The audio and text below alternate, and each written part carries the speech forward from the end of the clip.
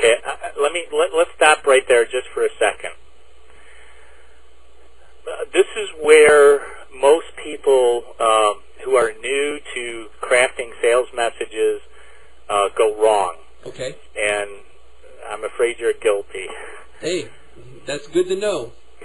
I need to know, and so that's why we're making this, so we could show other people. Exactly. That's the attitude you need to take. Because I don't want to waste your time, and I don't want to waste other people's time, because there's so much at stake here. I mean, if you have an email that is crafted well, you're going to sell whatever you're selling. I mean, and that's important. We've built some generalities. We've asked the questions. We've built curiosity. Now we need to be specific, and to say, well, thanks to a few simple programs. Okay, we need to be specific about what programs we're using. Okay. And when this was done. So let's because that builds credibility. Okay, you've built curiosity. You stated some generalities. Now you need to build credibility. In order to build credibility, you have to use specifics. Okay. Okay. You're going to say through. You're going to say through. No, through, not true. Oh, through. Okay. Yeah, through a combination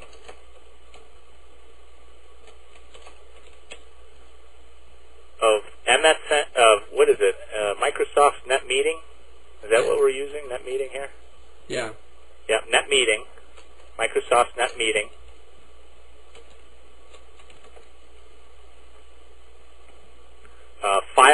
What is it? What do they call that thing? The desktop sharing program?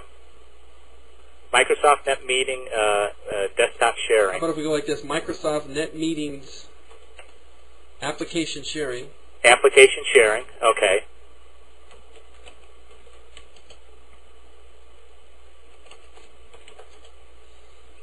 Application sharing. Dave was able to watch and coach me as I constructed this email message.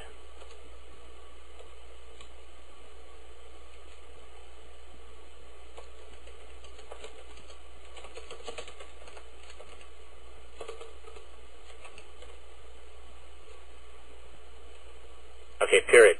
Next paragraph. As I typed, he was able to give me immediate feedback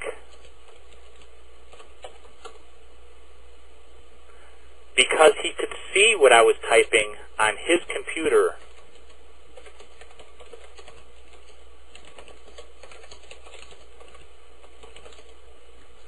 Even though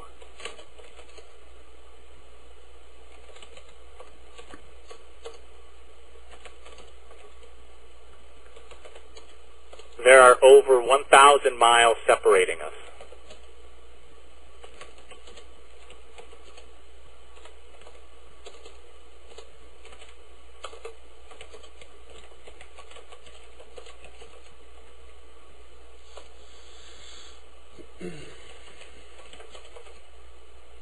Okay, now you can use the number 1,000 instead of writing 1,000 out. Normally, the rule is on typing numbers or letters, and always use a comma in the one after the one. It'll make it look bigger. Yeah. But the rule is anything up to number 10, you can use the word for it. After the number 10, then you start to use the number. I don't know why that is. It's easier on the eye to read. Okay. Okay, let's put a period at the end of that sentence. You notice the sentences are getting a little bit longer now. Let's start a new paragraph. And then we can say, using Smith's Camtasia text. Well, I think it's TECH. Yeah. Yeah, it's TechSmith. Yeah, that's right. Yeah, TechSmith. Camtasia's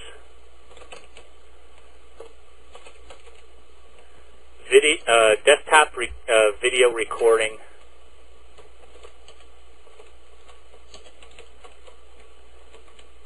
technology.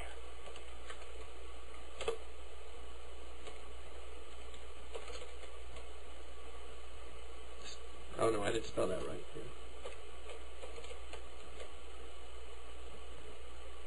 Okay. New paragraph? Same sentence, just hit a return there. We were able to save the entire session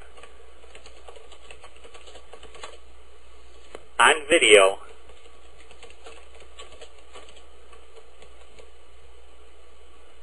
for you to watch.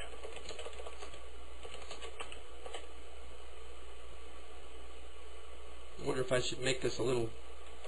Yeah, your sentences are getting longer and longer, but we'll worry about the formatting later. Let's get the message across first, okay? So right after we said, my guru took me by the hand and showed me how it's done, that leaves a question in people's minds. You have to think like the reader when you're crafting your email message. You have to think like them. You have to think, well, gee, what does he mean by that? Okay? Now we're going to answer that question. And we're using specifics. We're saying through a combination of Microsoft NetMeeting application sharing function, Dave was able to watch and coach me as I constructed this email message. As I typed, he was able to give me immediate feedback because he could see what I was typing on his computer, even though we were over 1,000 miles separating us. Using TechSmith's Camtasia desktop video recording technology, we were able to save the entire session on video for you to watch. Okay, so this shows them, they're saying, that we built a curiosity about what this video is about, and now we've satisfied the question that they're asking about how exactly can you do this technically. I mean, we're 1,000 miles apart, but I was able to look over your shoulder and show you how to craft this email message. Do you understand? Oh yes. The paragraph that you wrote was like, it was more generalities, and the last thing that people really want to read when they open their newsletter is more generalities. They want specifics. They want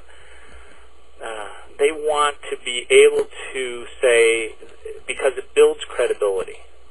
Okay, now why don't you go ahead and make some corrections to those 3 paragraphs? But you got the idea out. Most people will try to correct their typing as they go, and they lose their train of thought. Yes. So it's very important to get the main idea out first, and then go back and correct your spelling. That makes perfect sense. Okay. Okay. So you want me to format this to where the sentences are not as long? We're going to do that at the end. Why don't you just go ahead and keep on typing for now? Okay. Let's go down to the bottom and start a new paragraph. Now, we built curiosity. We've stated what this is generally about. We've told them how it was done. Now what do you think we need to tell them? Benefits. Yes, exactly. That's exactly right. You have good instincts. You have very good instincts. Thank you, Dave. Okay, now, in order to present the benefits of the video, we should probably use the most effective method of formatting benefit statements, and that's the bullet point. In an email message, you're kind of limited. You can't use graphic bullet points. You can either use an asterisk, or normally I like to use the equal sign. I kind of like the equal sign. But anyway, it's up to you. Whichever one you want to use is fine. But we need to lead into that. So we need to say, in this video session, you will learn, because the emphasis is on the subscriber now. We want them, you'll learn and then you can put a colon at the end of that, or the colon's fine. Okay, new paragraph, and then you can put your bullet point in there. And what would be a good first bullet point? Well, thinking of going right back up here, we kind of looking back.